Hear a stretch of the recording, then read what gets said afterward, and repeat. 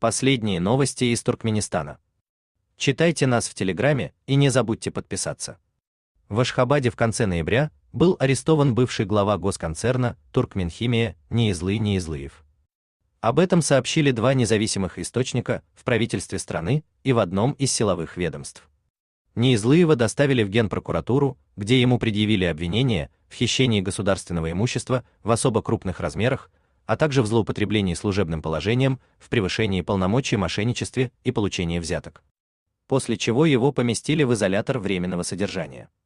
Источник из силовых структур сообщил, что перед выходом из своего дома Неизлыев успел позвонить двоюродному брату президента Сердара Бердымухамедова Хаджи Мурату Реджепову и сообщил, что его везут в прокуратуру.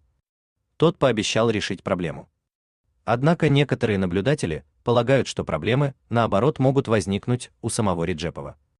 Ведь это на Хаджи Мурате Реджепове были завязаны многие коррупционные схемы с приобретением карбамида на государственной товарно-сырьевой бирже Туркменистана и на его экспорте.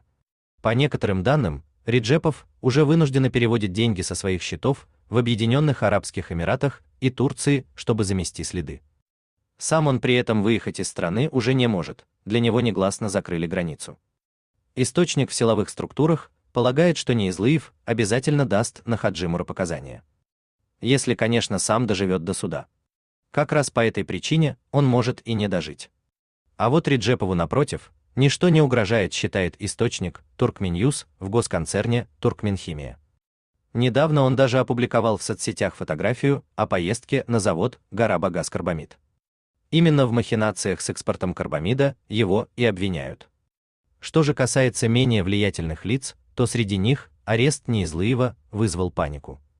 Это и бывший начальник управления Туркменхимии по снабжению Мурат Черыев, и правительственный куратор госконцерна Рустам Хамраев, и заместитель председателя Атагильды Бишимов, и приближенный к Туркменхимии экс-сотрудник МНБ, а ныне учредитель транспортно-логистической компании Биркуват Азат Атаев и ряд других бизнесменов.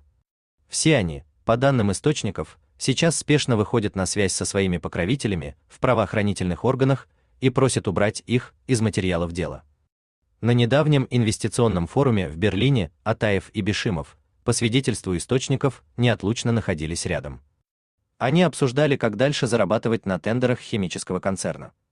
Арест Неизлыева смешал им все карты. Куратор Туркменхимии из Министерства национальной безопасности по имени Сердар и его начальники из 4-го управления МНБ решили временно залечь на дно.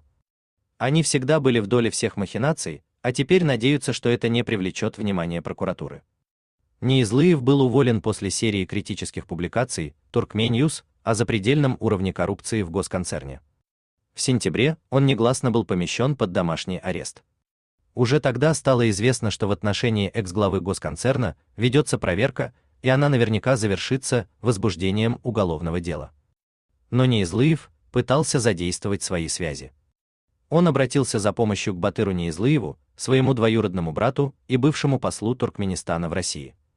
10 ноября Батыра сняли с должности посла. Хотите сообщить что-то важное? Пишите нам в секретном чате Телеграма. Мы никогда не раскрываем свои источники и гарантируем вам полную анонимность.